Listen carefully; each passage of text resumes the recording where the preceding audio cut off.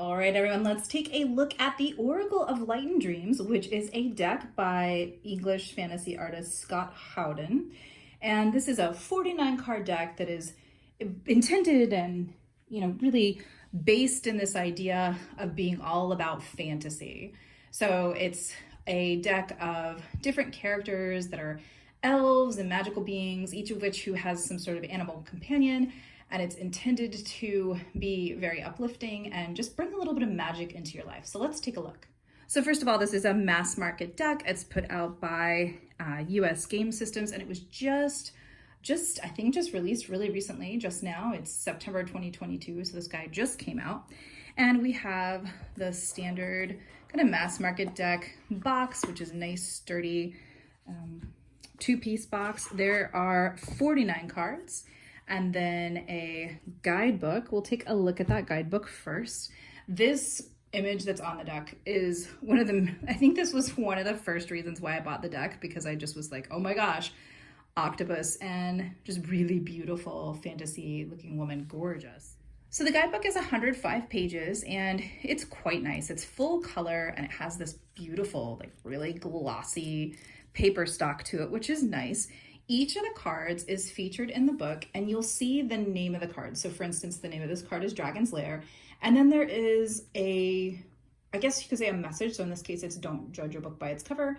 Some keywords about that card. And then there's a story about the piece. Now, one of the things that this Oracle deck is kind of intending to do with this guidebook is to tell you a story.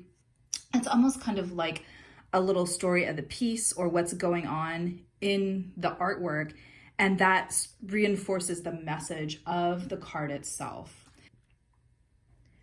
As you flip through the book, you'll probably notice that there's really no additional material here in terms of spreads or anything like that.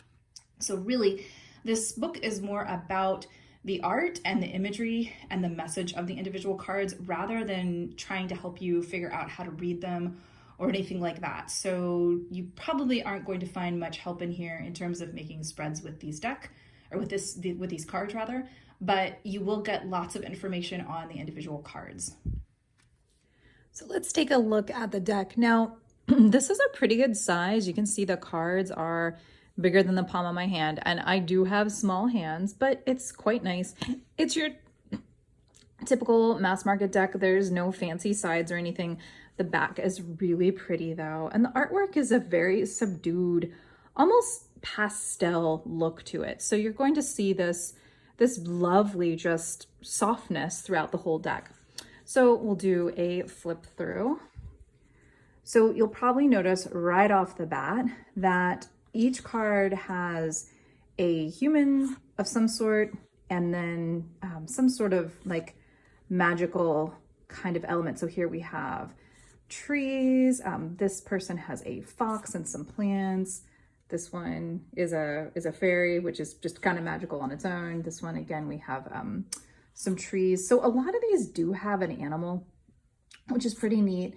Oh, a hummingbird. That is so lovely. Oh, that's awesome. This one's a Selkie, has the seal. So a lot of them do have kind of an animal tone or a plant, or they will have something like this is very much a kind of a traditional European witchy kind of vibe going on. So that's something that if you like a style that's not quite like high European or medieval kind of fantasy, looks that are kind of in tune with things like, I would say like European magic, like here's a, lady with a dragon, then this might not be the deck for you because it really is rooted in this fantasy, which I happen to think is awesome. We do have some cards. So like this one totally reminds me of like a girl who's hanging out at a club. So we do have some cards that are a little bit more futuristic. That's beautiful. Some of them, let's see if I can find one. Love the Fennec Fox. Yeah, okay, here you go. Boom. So this one is kind of like an alien vibe. So when I say fantasy, I guess you could say that it's like all different types of fantasy. But most of it is nature-based, which if you're like me, you'll love that. There is this whole Catwoman thing going on, which I actually really love. But it was, I will admit, when I opened the deck, I was like, oh, Catwoman. All right. But I think it's kind of super fun, and it throws in a little bit of a difference. Here we go again with a very medieval vibe with the dragon and the baby dragon. And here's like patchwork Catwoman. So there, and Catwoman. So there you go. So this deck is a lot of fun. And then we get, you know, steampunk, kind of Mad Max inspired. So the fantasy does, I guess you could say it's like a very Western approach to the fantasy. But there's a couple cards in here. If you are looking for a deck that has a lot, there's another steampunk, a lot of diversity. There's some in this deck, but perhaps not as much as other decks.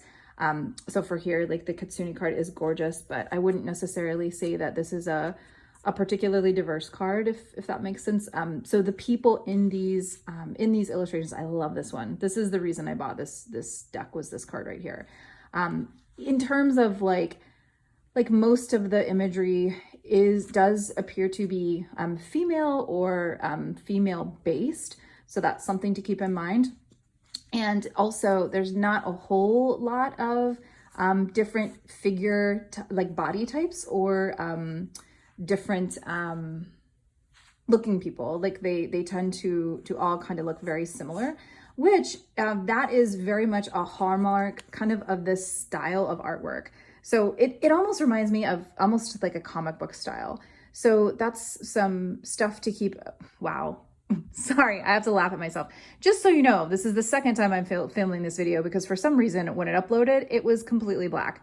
So this is like take 2 on this video. So if I sound kind of silly, it's because we didn't find that out until after we uploaded it. So thank you to Laurel and Karen and other people who pointed that out. But yeah, so it's a very, I mean, to me, this is a very kind of Western comic book style of art, which is beautiful and definitely will appeal to people, especially if you love working with this beautiful watercolor type work. And some of them, like this one, Joan of Arc, don't necessarily have animals in them. Oh, that one's really cool. It's peony, but it has the snake. Gorgeous. Here's one with an elephant. And some of them have multiple animals. Like this one is an elephant with a lion cub. Really gorgeous there on that one. And a second kingfisher. And here's a great example of one that is focused more on plants. So this one is poppy, and here's pumpkin patch. So some of the later cards are like that thistle, which I love. I think it's really neat that some of the plants there's the fields of gold. Some of the plants get some attention in this one as well. We have Red Riding Hood with multiple animals. Oh, that Shield Maiden one is really cool. That's another one that kind of doesn't, it's kind of out of the pattern with the other ones, but still very cool. Wow, look at that one. Gorgeous. And then back to some plants. And there you have it. I think this deck is gorgeous. I absolutely love the fantasy nature of it.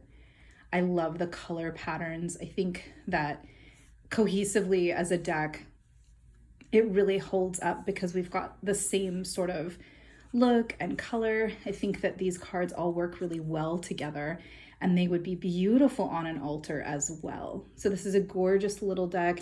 The meanings of the cards are really simple. And again, because they're not on there, this gives you the opportunity to pull a card and kind of tell your own story with it. Or of course you can use the book if you prefer.